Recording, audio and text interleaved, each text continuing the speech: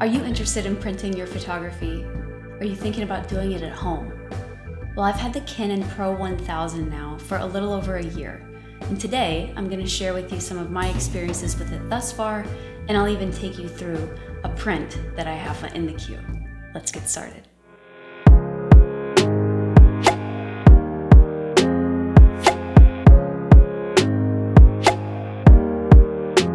So why did I go with the Canon Pro-1000?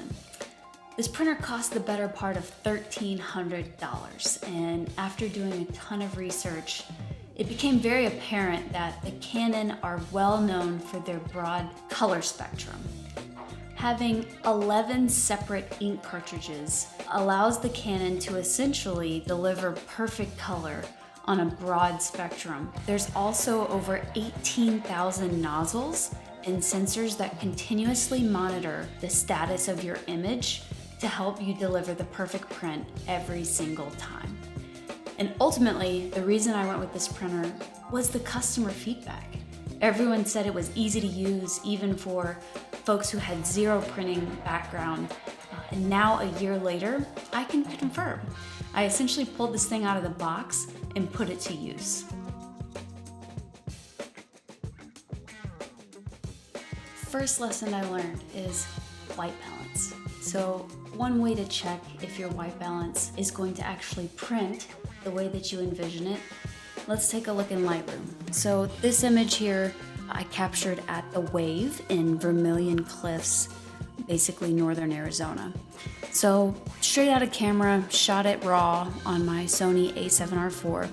It looks fine, right? However, one test I like to do before I print is I like to pump my vibrance and pump my saturation. And what this does is it essentially over-exaggerates. It looks like crap, but it over-exaggerates the colors that are going to print or that are present in this image. So here you can see there's a ton of magenta. So what I would do with this one is pull the magenta back just a bit. And I was using a circular polarizer, so my blues are super blue. So for this again, I would pull my yellows up just a bit and then pull these back. You can double click. And that was, and again, this is raw, so this is the only edit we've done thus far, but before, after. So a super simple way to double check your white balance. Tip number 2, check your histogram. Some of my favorite images to capture are images of the night sky. Here we have an image of Big Bend National Park, balanced rock. And as you can see, the histogram is pushed pretty far to the left. So one trick I always like to do, I'm editing on a MacBook Pro. And so you see my brightness is pushed all the way to the right. So for my printing and my color calibration and my light calibration, I set my brightness to about 50%. Now, looking at this, I know I need to push up my brightness just a bit. And again, looking at the histogram as well, I saw that it was pushed mostly to the left. So fixing this, essentially bringing up some of our exposure, I might pump my whites just a bit and then pull back my highlights. And so this is how it would have printed before. Super dark, and then now after. And I actually have this on my wall. All right, tip number 3. So you've got this big printer, and what do you want to do with it? You want to print big, right? So the Canon Pro-1000 can print up to 17 by 22. So all these behind me on my wall are 17 by 22s that I have printed. However, one thing I've learned over the last year is if you're gonna print big, you should probably print small first. So if you did number 1 in the video and number 2, I would still highly recommend, before blowing an entire sheet of paper and a ton of ink on a print that you're not completely happy with, by doing a sample print first. I've had to learn this the hard way. All right, so we've gone through some of the tips and tricks, but let's actually put this puppy to work and check out a print. So the print we're gonna look at today is an image I captured from Horseshoe Bend during a trip with some friends this summer. And as you can see, it's a little bit of an interesting take on this location. There was a small little boat that went through in the evening and illuminated just around the horseshoe, and I thought was too cool not to layer these all together in Photoshop. And yes, my purists out there, don't yell at me. I did a composite of the sky. However, this was the actual sky, just slightly off frame. But one of my dear friends requested that I print this for him, and he purchased this for me, so huge shout out to supportive friends.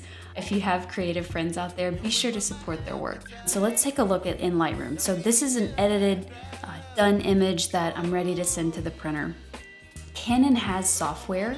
I found it cumbersome. So essentially all I do is I use Lightroom. So there's actually a print module in Lightroom where everything to me is super simple and easy. And again, I'm not trained on this. This is all self-taught. So if you have tips that you use in your workflow, let me know. Put them in the comments below. So to start out, what are we going to print? So we've already done our test print small. So you can see I've got my page set up to 4x6 still here. So to change that, we want this big. My friend requested the biggest I could do.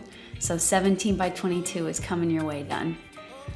So here we've got all the sizes that the Canon Pro-1000 is programmed to do. You can always add custom sizes and custom paper as well, but I am going to be printing on the Canon proprietary paper, so everything is pretty much programmed as it is. So as you can see, the image is still set to small cell size, right? So zoom to fill, I usually toggle that on, and then rotate to fit, don't need to worry about that. Margins, again, we're doing borderless, so want to keep these all at 0. Page grid, not necessary for this image.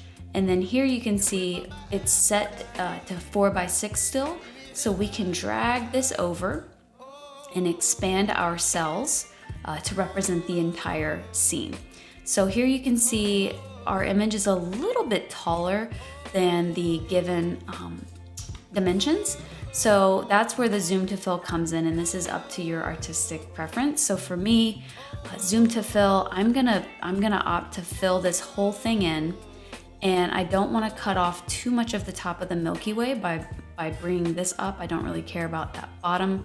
So maybe something about right there feels good. So now this is just in terms of your guides of how you see the print on the screen. And now we come down to print job. I've toggled with several of these over the last year, and ultimately what I've found is just letting the printer do its thing yields the best results. So today we're going to do that as well. And then ultimately, that's it. All you have to do is push print and it's ready to go.